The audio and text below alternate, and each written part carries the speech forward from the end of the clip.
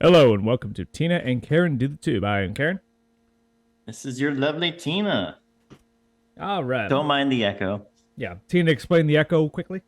So we're raising our budget and I'm moving into a much bigger recording studio here. In translation, one of his roommates moved out. He picked the bigger room. A much bigger room, yes. Which is strange too, because you've been paying the most of the rent, haven't you? I do pay I pay the bills and they pay me back, yeah. But yeah, his room is sizably bigger. All right. How much longer you got at that place? I thought you were looking to get your own place soon. Yeah, probably by the end of this lease. Hoping to.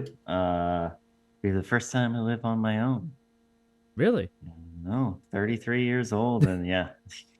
After I Never lived graduated without a roommate. Yeah, after I graduated college, the first and only important thing to me was getting a place of my own.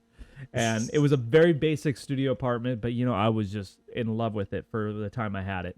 And then I remember that place. I liked it. yeah, it was pretty cool. But you know what? I think it was negative in the long run. I think one of the key sort of life experiences in your 20s is to have roommates. Mm-hmm. Yeah. Sometimes you hate, sometimes you like, but you have to have roommates, and that's connections. That's nice. It's like learning to live with different people other than your family. Yeah. Like you grew up with your family, you don't know anything else. So like learning to adjust to different people, at a different time of your life. I think it's important. You have a best roommate? Ooh. Probably had like 20 different roommates over like the last 13 years. The ones that pay rent on time. You have a sexiest roommate? Oh, I'll go with. Just for clarification, it's only ever been men and your sister. I know that's. I can't use myself. You can use yourself if you want. I'll go. I mean, that would be Bobby's an ego cousin, on you. Josh Birch. Josh, I remember him very vaguely. I remember him. Really? He was in our fantasy league. Yeah. Well, I mean, sure. I haven't been in the fantasy league for a long time. I don't get invited anymore, which is sad. Mm-hmm. You guys still do it? Yeah, I know. Yeah, we still do it. You're still like 3-time champ. I don't think anyone is. I think there's a few 2-time champs, but no 3 times. Being a 3-time champion in fantasy football is a good example of how you can be a winner and a loser at the same time. It's not quite Patrick Mahomes level of greatness. It's just something like I got way too much free time that I'm able to invest in fantasy football. Anyways, most people do multiple leagues too. I think you only did the one. I know. I just had the one, so I was fully dedicated, fully committed to that one league. All right. So, for those who are new to the channel, which is pretty much everyone because we have very few returning viewers, this is Tina and Karen Do the Two. We are a reaction channel. We react to other YouTubers' content because we're too lazy to produce our own. We feel like we're better off the cuff. Yeah. So we think we're smarter than we are, so we think we're the best people to critique everyone else's views. The best kind of reactionary people. Right. But if you do like our content, because we try to keep it light, we try to keep you entertained and informed in a weird way, please hit the like button and subscribe, because we do all types of content: culture, politics, philosophy, just weird videos we find online. What would you classify that as? Like higher arts? Higher algorithm. Yeah, the higher algorithm. Yeah. Okay, so quick overview of what we're about to watch. We're doing this podcast very, very off the cuff. We normally do it Thursday nights, but Thursday was kind of a difficult time in my schedule, so we had to postpone to Saturday, which explains the Rum. Coke. Yeah, there's no rum in that glass because the Coke sans rum. YouTube downgrades alcohol use on the algorithm. So this is just Diet Coke. And I'm drinking tea. Decaf. I'm celebrating the weekend with a little bit of Diet Coke. How about that? There you go. All right. So we have a shorter video because Tina's got a hard out sometime. You have the time? Yeah, but probably by like 7:10, 7:05. All right. So we don't know if we'll get through the whole video, but that's usual for this channel. Yeah. Yeah. All right. If this is your first time, this is not unusual. Right. Quick shout out to another YouTube channel that is growing and is quite popular, to the YouTube channel Cheese Lens, which features my lovely, beautiful wife. Oh. They just surpassed 100 subscribers. Hey. Yeah. Congrats. Yeah, We'll how clap. about that? Yeah. No, she's shy. She just walked into the room and walked out. Well, that's Yeah. awesome. Yeah, they do much better. Yeah. They're the rocket ship. They're the rocket ship. No, we're the rocket ship. Okay. No, to be Or fair, what's the- her partner in her video is very, very good at editing videos, and they tend to, I think, play to what is a better audience, movie reviews. So, Oh yeah. yeah, we do much We more. try to keep it like a more minimalist. I think we do much more obscure content. Speaking of which, Yeah. strangest argument for the existence of God. Right up our alley. What are you expecting to see from this video? I don't know. Like, I feel like the biggest argument for God, or the most plausible one, is just like science can't explain everything, right? So This is hard-hitting stuff, people. yeah, I feel like that's the best argument for God. At the I always thought moment. the best argument for God was that God is the uncaused cause. That's the Thomas uncaused Aquinas view of things, that everything in reality is a matter of potential and actual. So a pool of candle wax, melted candle wax, was once a candle. And that's the potential and the actual. Okay. So if you go back far enough, God is the uncaused cause. Oh, I see what you're saying. Like, what came before the Big Bang? Exactly. The big so like scientists usually say about the Big Bang is like, you give us one miracle and we can explain everything, but they can't explain that one thing. Yeah, I know. The hardest thing to explain is infinity, right? Right. But I don't think that would be the strangest argument for God. So what do you think? No. Because I mean, it could just be an eye-catching title, but I'm curious what we're gonna get into. Should we just click on the video and see what we find? Yeah, I don't know what to expect, honestly. So I could quickly we're gonna give shout out to the channel. This the sewer, only 200 subscribers. Ooh, I okay. like small channels because we have the potential of actually interviewing them. Yeah, if Sewer, if you happen to catch our reaction video, yeah, please give us message us or give us a shout out. I'll reach out to Sewer, depending on what we see in this video and what kind of critiques we give of it. I'll reach out to the Sewer and see if he wants to defend his position or comment on our commentary. Sewer sounds like where we get our videos from. Right. All right, we're gonna click on the play button. So ready, Tina? Mm-hmm. All right, 3, 2, 1, let's go. Philosophers have been making arguments for the existence of God probably since the origin of humans being able to speak, or at least the origin of language. Arguments date all the way back to Aristotle and of course go through to medieval thinkers like Aquinas, Augustine, Al-Ghazali, and have continued to modern philosophers like William Lane Craig and Ed Feser and Alvin Plantinga. Popular Did you know? I haven't heard of any of those you didn't- last three. Okay, the last one, but you knew the medieval and the ancient philosophers. Yeah, one of the guys Yeah. you just brought up was named. I didn't know the it sounded like Aristotle? the Arabic one. Oh, I didn't No, know the that- Arabic one either. I should, but no. You know, why should you?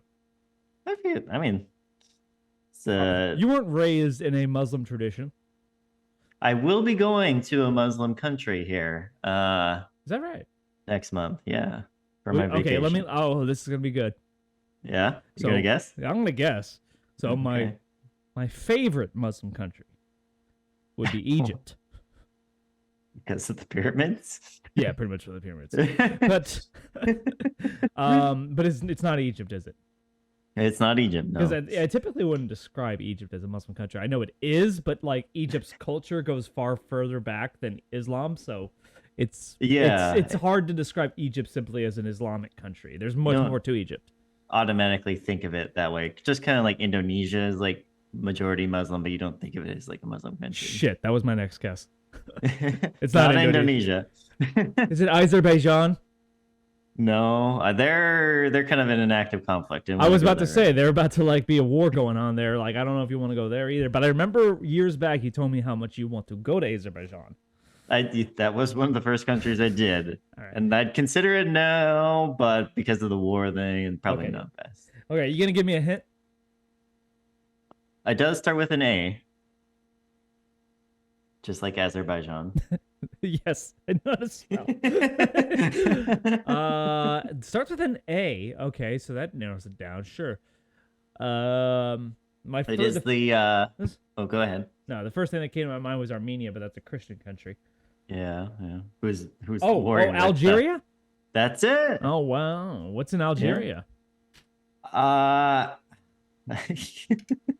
trying to find out. Big fucking I, rave. I wish. No. I kind of picked it because it's like one of the top non-touristy destinations, but still like a semi-safe country. So it's one of the safer non-tourist countries. Like they don't like cater to tourists, and I kind of want to get like out of my comfort zone, but it's like not in an active war, and the country's pretty stable. So You know, I was listening to a debate recently with between a British person and an Indian woman, and they were talking about how like just in general white people get treated good everywhere they go.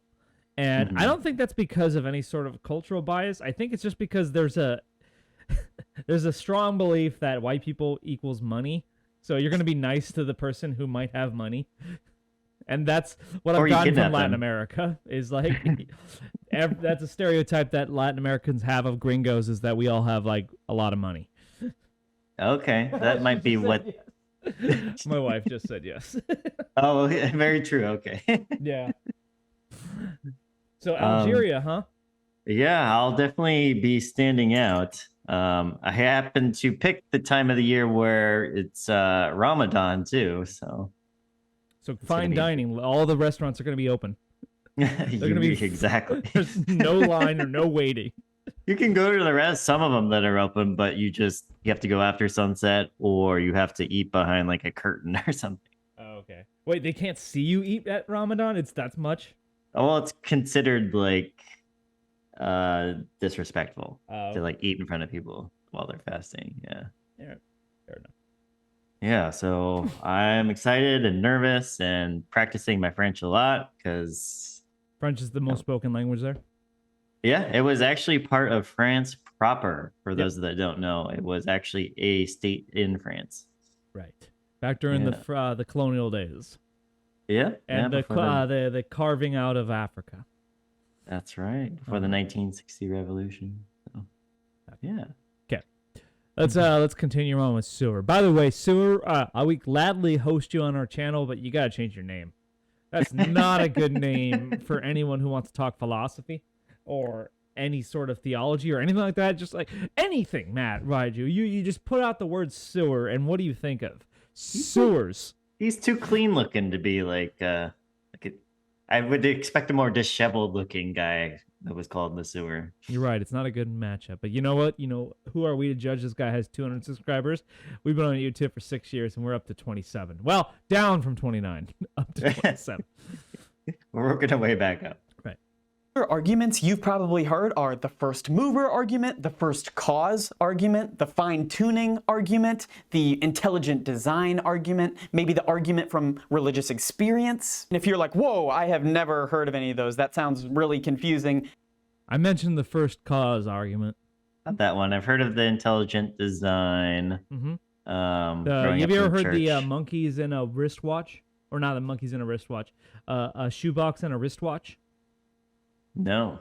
The argument is, this is Alfred Wallace. He was an evolutionary biologist, kind of akin to Charles Darwin back in the 19th century. But he was, as opposed to Darwin, who believed that evolution doesn't need a god, Alfred Wallace was a biologist who said, no, evolution is the process, but it needs a god. And his argument was like the human central nervous system. The human central nervous system is a very, very complex system, correct? Yeah. Okay. It's more complex than a wristwatch. Probably. I don't know. Some of those wristwatches are pretty complex. Anyways, he said if you put all the if you put all the components of a wristwatch in a shoebox, all the different gears, all the different parts, and then you shake that box for 1,000,000 years, would it ever equate to a wristwatch? Would it ever have the magical shake where it forms into the wristwatch? Okay. Yeah. Well, it's not made of organic compounds, so. Also, the human central nervous system is, because it's made of organic compounds, they sort of create themselves in the right pattern. I don't know. I'm not trying to argue for I'm not trying to argue for or not the existence of God. I'm very agnostic about the existence of God. I'm simply trying to paraphrase and summarize Alfred Wallace's argument as best I can. Yeah. I see what he's saying or what he's arguing. Yeah. Especially back when, was he a 19th century biologist or same basic time period as Charles Darwin. Yeah. Let's keep going. You probably have, you just didn't know the name, and you probably saw them on TikTok or YouTube from one of these guys who were just repeating those arguments without properly citing their sources. You familiar with any of those guys? No. Okay, we're really going into this sort of thing, like, you know these people, you just don't know their names. These were the philosophers I think he showed just like 20 seconds ago. Yeah, I think these are just like TikTok and YouTube famous. So I recognize this guy. I've seen him in modern day debate. The guy on the right or the left? Oh, you're right. You're not seeing my mouse cursor. The guy on the left in the blue shirt. Okay. So, but yeah, he's basically just a Christian debater. Debates the existence of God with atheists and non-religious people. Okay. So, he's popped up in my YouTube feed. Yeah, the guy on the right looks more like like a ex-WWE wrestler. Okay, that's a pretty decent compliment, I suppose. Yeah, he looks like his build and like it's been a while, but it's been a while, but you could tell this guy used to do pile drivers on people. Yeah, now he's doing pile drivers on he's doing pile drivers for the Lord. That's right. Okay, so we're gonna go with it. But there's one argument I guarantee you probably haven't heard. This is called the argument from desire. Ooh. Let's take a look at this argument.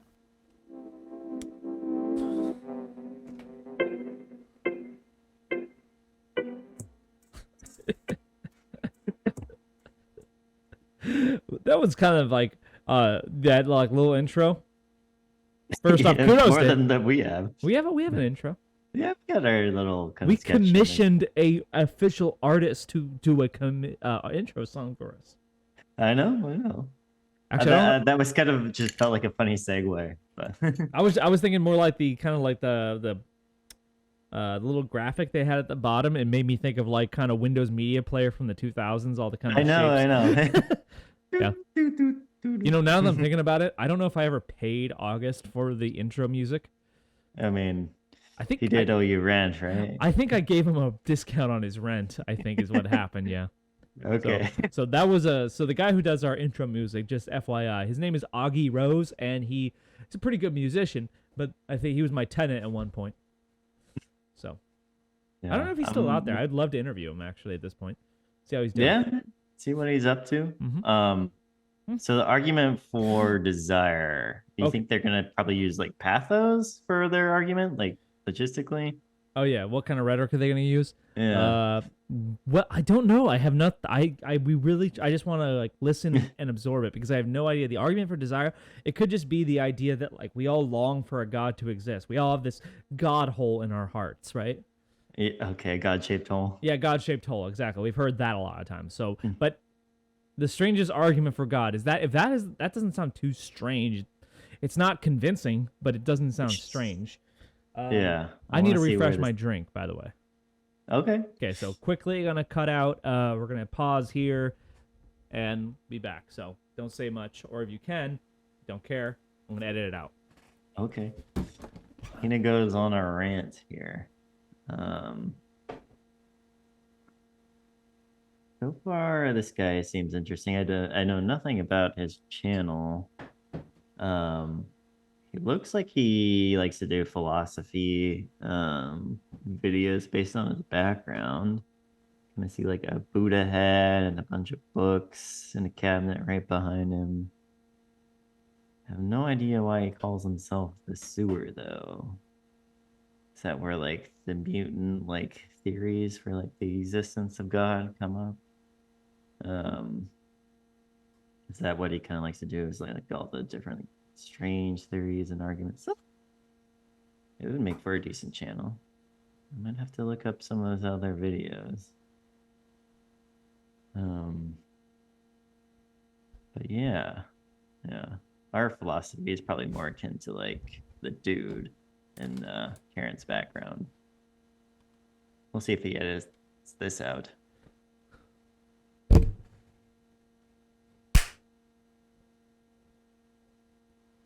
Were you talking to the people, Tina? Yeah. I was talking. What were you saying? You'd have to go back and listen to it. Okay, I guess I'm gonna have to. By the way, when I came into frame, could you see my underwear? No.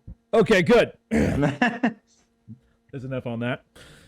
Let's keep going. Okay, so we're gonna talk about the existence of God, the argument for Desire. Just Diet Coke. The argument from desire has various forms dating back to Aristotle all the way through to Thomas Aquinas, but the argument wasn't very popular, or at least as popular as some other arguments. It wasn't until C.S. Lewis brought this argument back into popular culture that people really started to take it seriously again.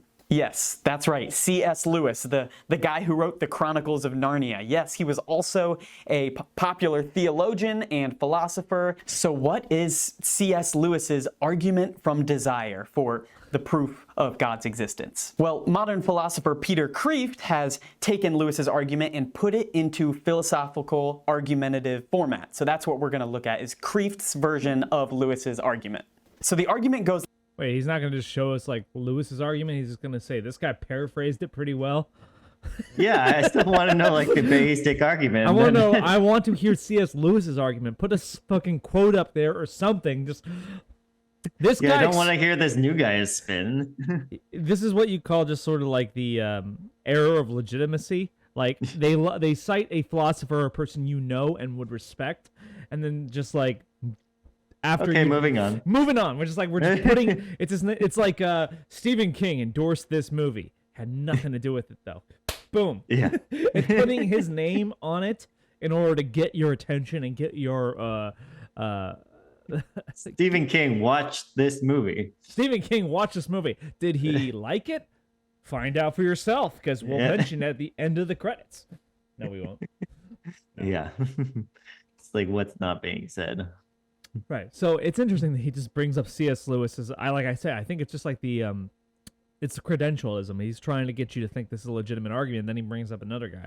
He's like, the argument goes way back in history, but yeah, he doesn't cite the original argument. Funny enough, I don't, as a history kind of guy, 20th century doesn't go all the way back for me. 20th century is modern era to me. Yeah, I think you really have to go like before the New World, you'd say? I would say like the modern era begins. Ooh, that's a good question. It depends on what you mean by modern, because there's some arguments I feel like the modern era is like post 9/11, and then like some arguments that the modern world is post World War II. And then if you go further back, the best argument for modern era would be post Industrial Revolution. I feel like those would be the three stopping points for me. Okay. I think, post World War II I thought was like more like postmodern era.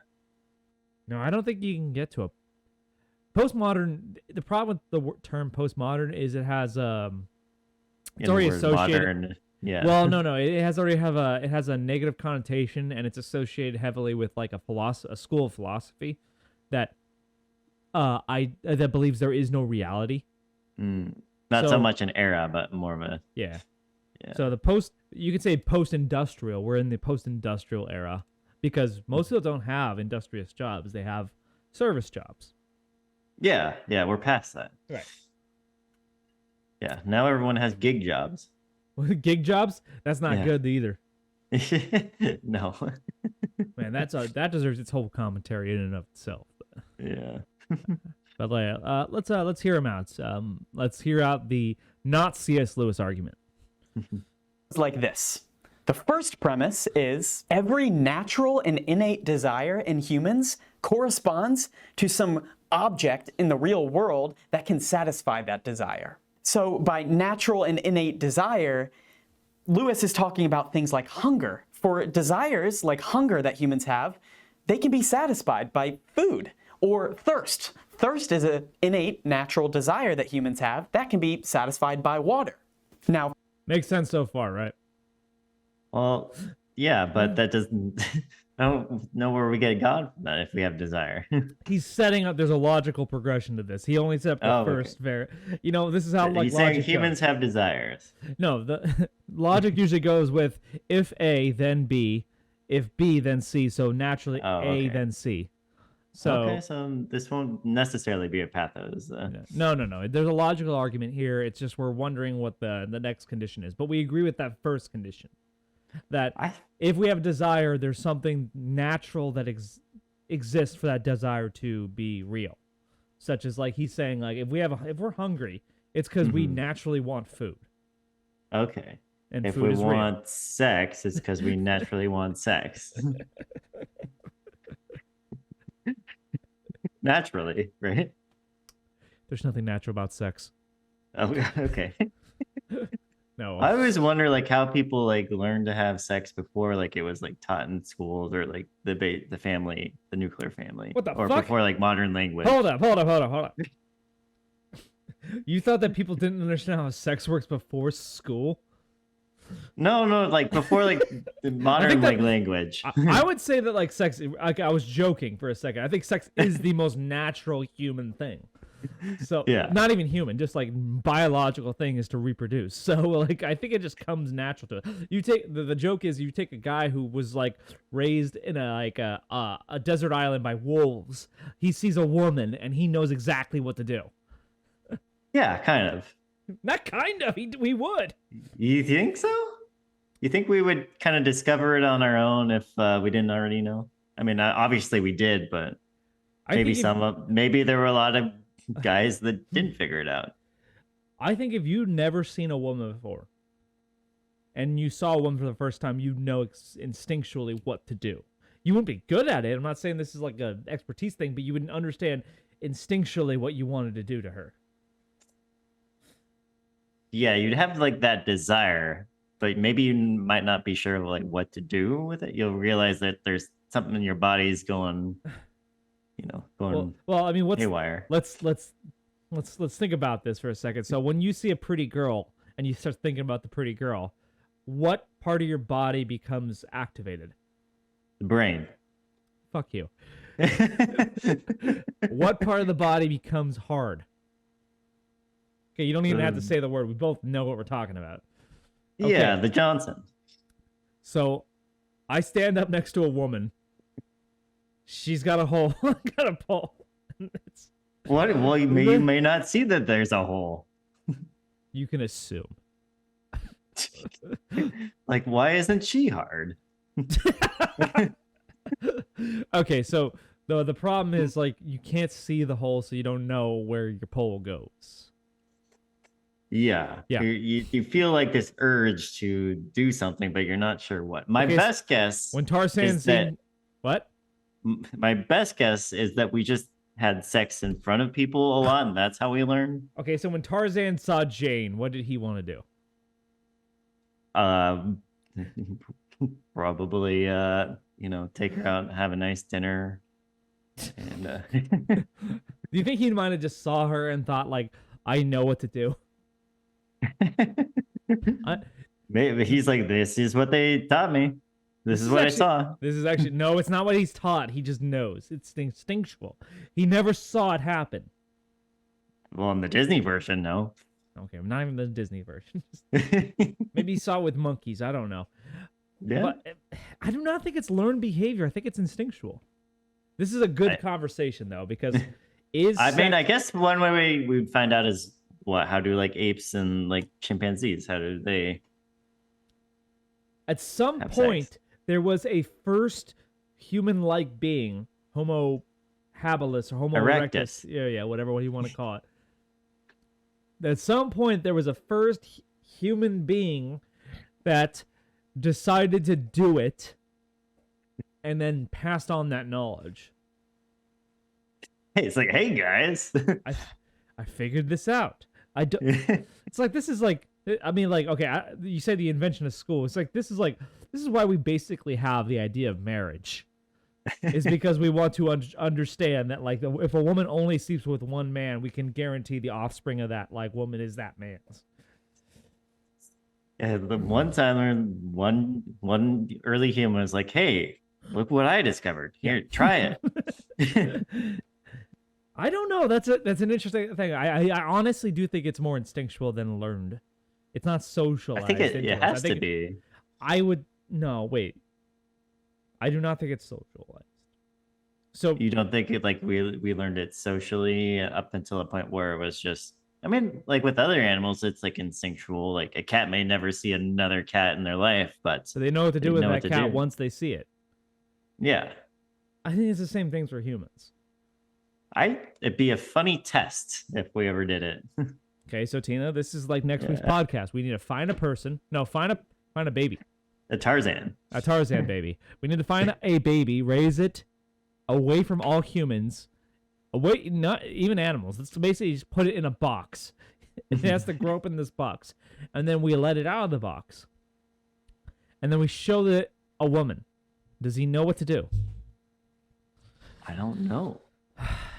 Not right off the bat. I don't think so. I think, really? I have no idea. It's something I've thought about a little bit. I would wager that it's something that's just ingrained in us, but we're just repeating ourselves. I would wager now. too, yeah, but I don't know. You don't know. I'd be curious to see how it would play out. All right. Okay, so since we can't really prove this, and definitely not in this video, we're not proving this, so we just move on. But this is something that we could come back to because Sure. Yeah. All right.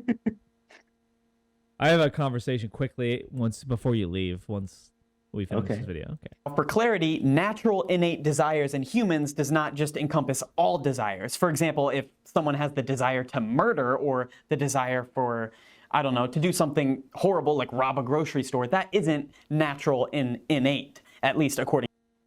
He thought of rob a grocery store before rape. Now, I think robbing a grocery store is probably pretty bad, but, like, I mean, there was a lot of 100 examples I would have thought of before that. But, well, yeah, they're robbing a grocery store because they're hungry. They have that desire. Sure, because that's how the world works. On desire? I mean, in some countries, I could believe that there are Aladdins out there stealing bread, but I don't think that's America. I stopped someone stealing toilet paper. I know. We talked about that, and I understand why you kind of feel bad about it. I do. I've reflected on that a bit. Did you? I did. I was like, you know what? Like, I don't think he should have felt bad about that, but you know what? I see why you feel bad. I get it. I get it. To Lewis. So the second premise is that there is an innate natural desire in humans for something that this plane of existence cannot satisfy. And what Lewis is referencing here is what he calls inconsolable longing, or joy, pure joy, or something greater, something beyond this existence. Lewis is claiming that humans have a natural innate desire for something greater, something beyond, which is evidenced by our, wanting of an afterlife, our longing to be a part of something greater, something we all experience maybe in religious experiences, or maybe when we're having certain conscious experiences or communal experiences, or just playing a sport you like or an instrument you like. Lewis is saying that. Okay, so I think we both agree with the first and second premise now, right? Second one was that people have like a desire, a longing for like something greater that can't be satisfied in this material world. What are the two biggest unanswered questions in human existence? Is there a God? And what is the meaning of life? Mine would be, because this is subjective, I think, is there an afterlife? Oh, and are aliens real? Okay. Both are kind of similar. I agree with the afterlife one. I'm not so sure. Is there life? I believe there would be. I mean, it seems kind of odd that there wouldn't be at this point. Like when we know how vast the universe is and what it takes to cultivate life. Yeah, I mean, I can't remember a time not being myself, but I know that at one point of time, logically, I wasn't. So Are we therefore, alone in the universe is a real good question, but that kind of ties into no, it doesn't. It's a little different because it ties in like the meaning of life. Like if we're alone, it would give it different meaning. It wouldn't be a higher being if it was just an alien. It would just be a different life form on a different planet, and maybe they're further along in their evolution than we are, so they're more intelligent. They can achieve intergalactic travel, maybe, but they're not any better than we are. They don't create existence itself. Yeah, maybe they don't have any desire. Maybe. I mean, that's a good question. I don't know if it's my top two. I gave you my top two. What is the meaning of life, and is there a God? And yours was, is there an afterlife? And are aliens real? Yeah. Well, now we have a new one. Is this a simulation? Ooh. I don't know. To me, is this a simulation? Is the modern day, is there a God? Okay. It just kind of like science trying to explain itself. Maybe. It's the idea like we're running a supercomputer right now, but out there somewhere is the person running that computer. Well, in the same way, God would be the person running that supercomputer. Yeah, it doesn't quite get to that cause question, right? Right. Yeah. Okay, so far I agree with his logic so far. Wouldn't you agree? I mean, at least if you accept those first two premises, that if there's a need, there's a real reason for the need, and there is a need for something greater than ourselves. I don't know. I mean, can't you get the same thing from like, human companionship? Maybe, I think that's what a lot of people do. They latch on to movements. That's how they kind of satisfy their God hole. Well, and it's just like any desire, like you have your food, but you're going to be hungry later, I have this God, but I want a new God. Yeah. You can have that desire. You can have that like longing for something like greater than yourself, but there's that pursuit. But we do agree that pursuit is real. If we agree to the first one, yeah, because they have to go together, otherwise you don't believe. Because you could have a desire that is unsubstantiated, unnecessary, but he's saying that if you have a desire, it's because there's something material, something real that could fill that desire, and that's the first claim. And the second claim is you have a desire for something greater beyond this world, and you need to basically latch onto it. And I think a lot of people these days who don't have religion, they'll latch onto like kind of a political movement, because that is something greater than themselves, but at the same time, it's earthly. It's not something higher plane. I mean, it still kind of follows, like, was it Maslow's hierarchy of needs, right? You have your base like desires, and once those are fulfilled, then you can start fulfilling like other desires. Right. Ooh, this is a little off topic, but I want to get your thoughts on this. What do you think about I have two main thoughts for the week. Okay, so just bear with me, because this is going to sound a little strange. What if the Earth was a giant ice ball?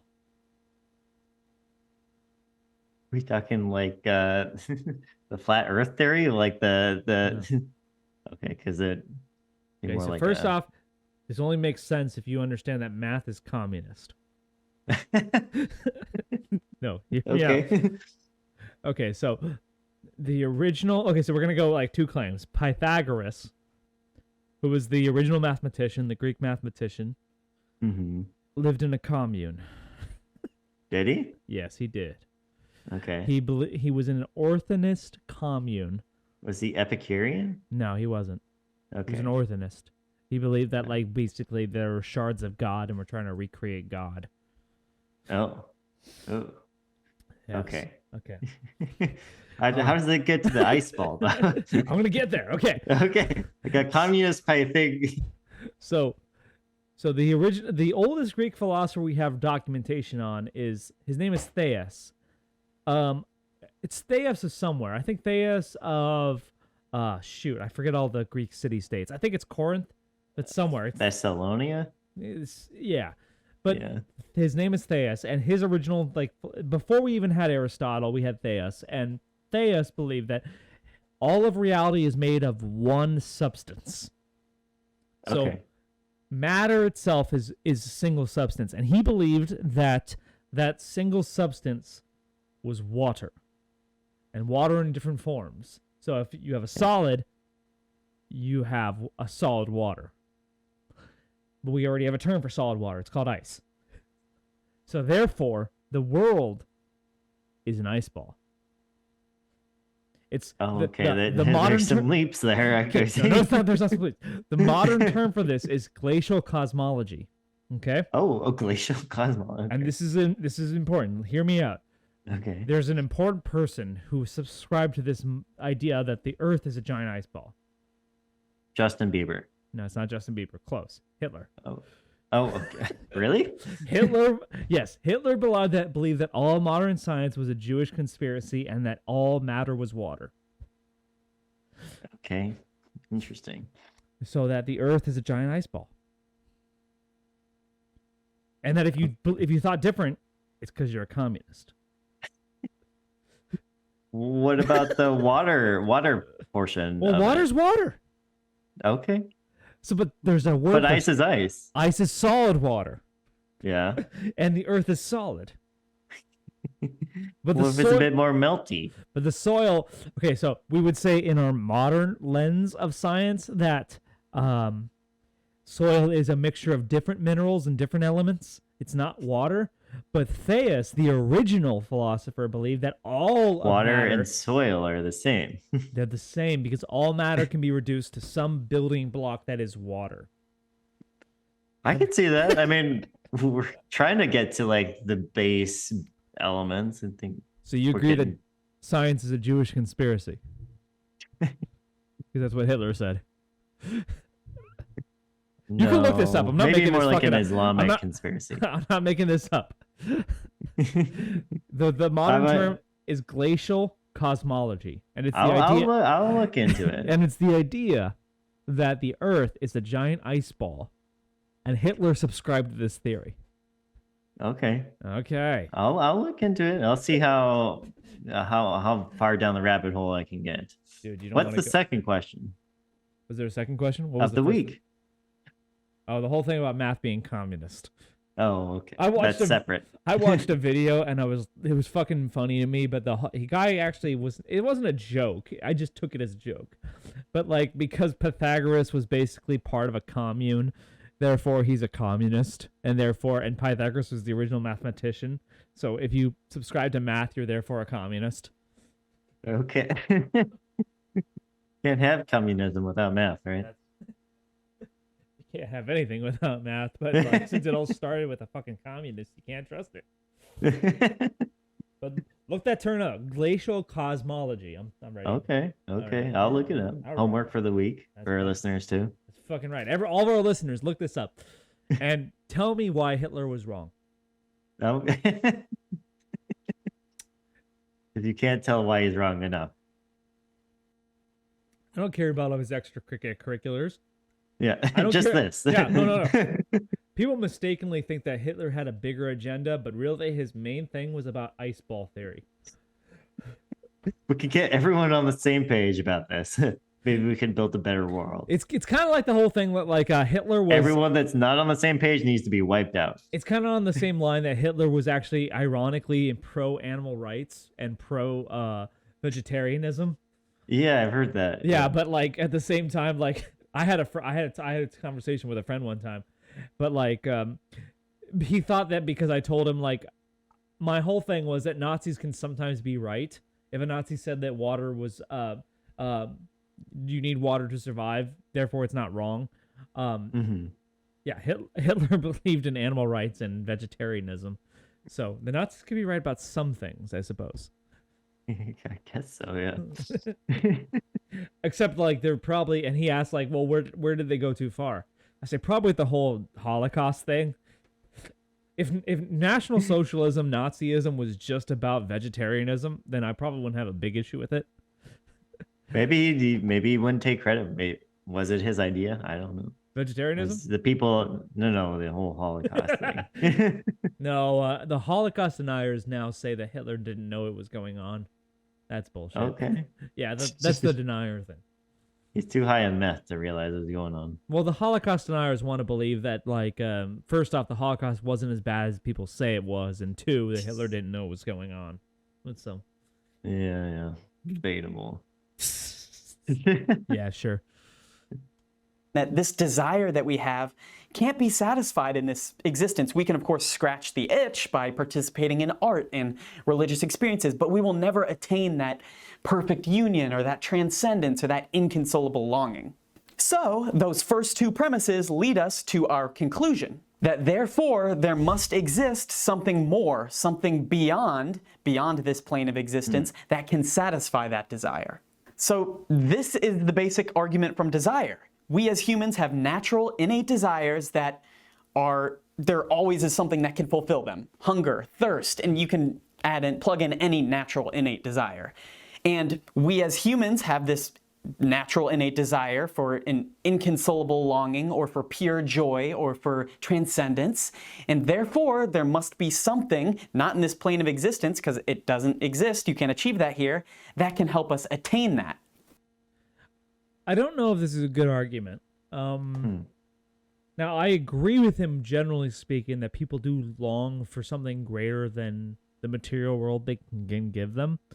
But I don't know if that's true for everyone. The difference being is, like, if someone, so let's take a sociopath who has no desire for anything other than his own sort of hedonistic pleasure and narcissism. He doesn't care for anything greater than himself. He doesn't crave community. He doesn't crave meaning or anything. He just cares about himself. He wants to be the one that fulfills others' desires through himself. But my point is, like, even he needs water.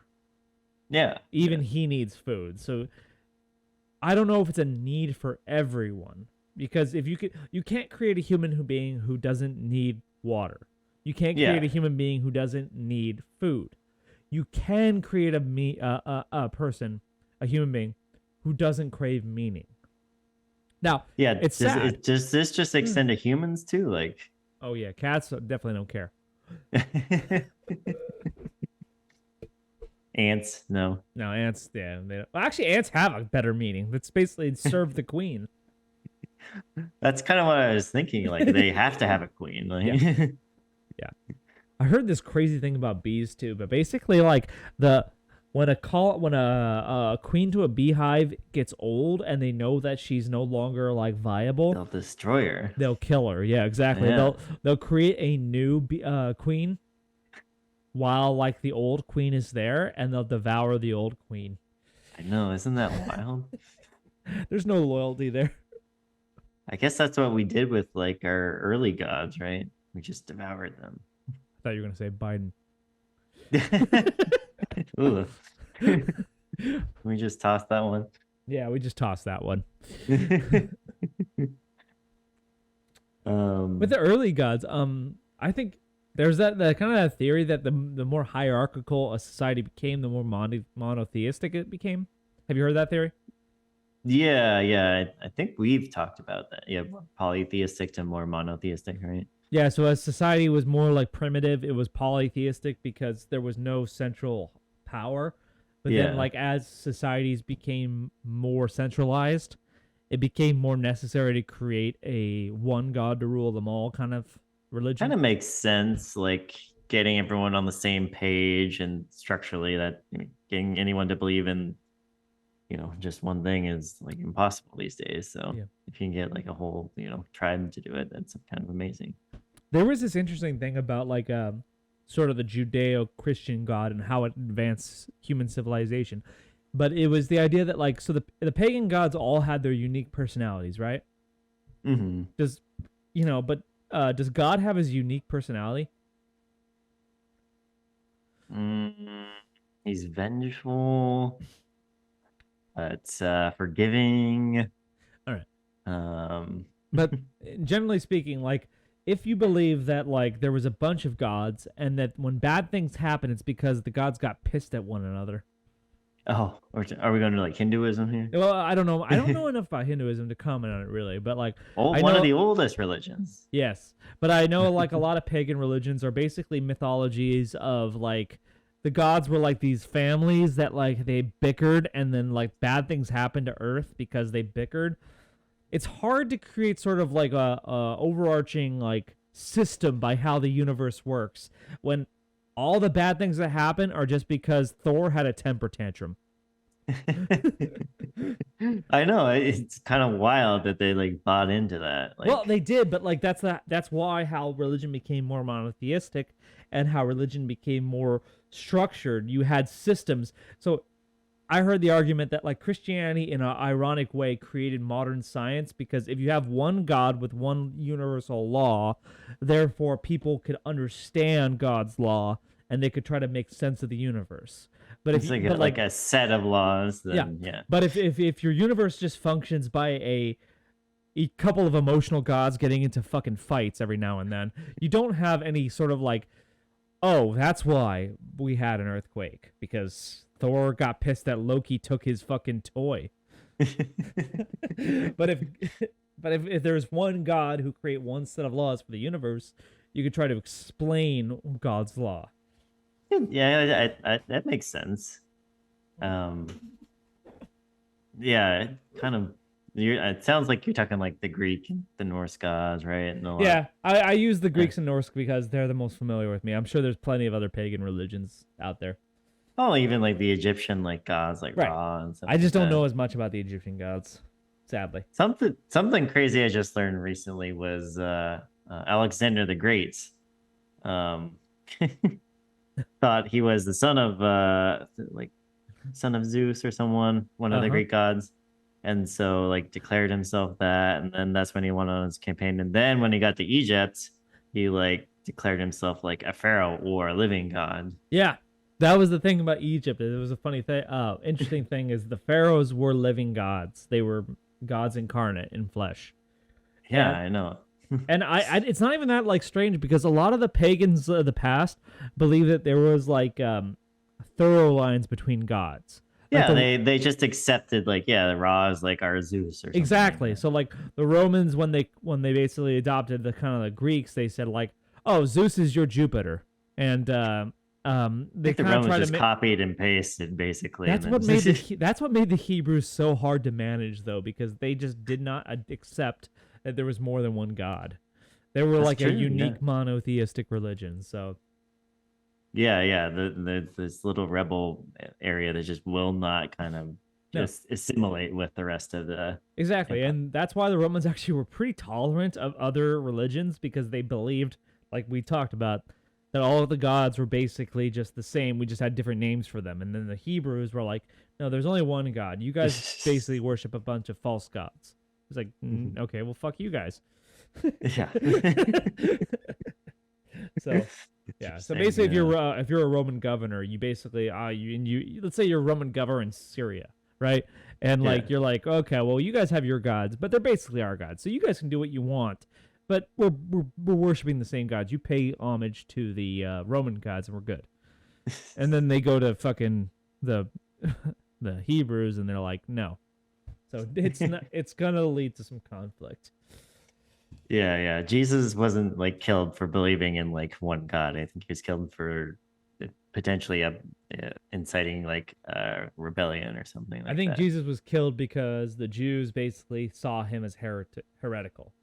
Yeah. They'd supplant him or whoever was ruling. Yeah. His words were very revolutionary, and like that's why they worked with the Romans to basically get rid of Jesus. Yeah. Because like, hey, look, he's not a problem just us. He's a problem to you guys too. Yes. Let's put our gods aside Yeah, here. let's work together to get rid of this one guy who told people to be kind to one another. That's something we can't get behind. That's like, yeah, exactly. That's the fun. You ever see the show Good Omens?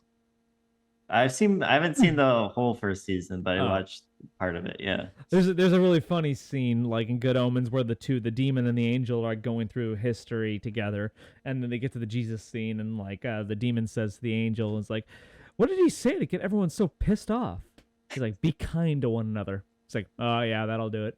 Yeah. You don't tell me what to do. Not a good way to start. We live to fucking piss each other off. Yes. All right. It's like one of our joys. Oh, it's the best joy about being human is just picking battles.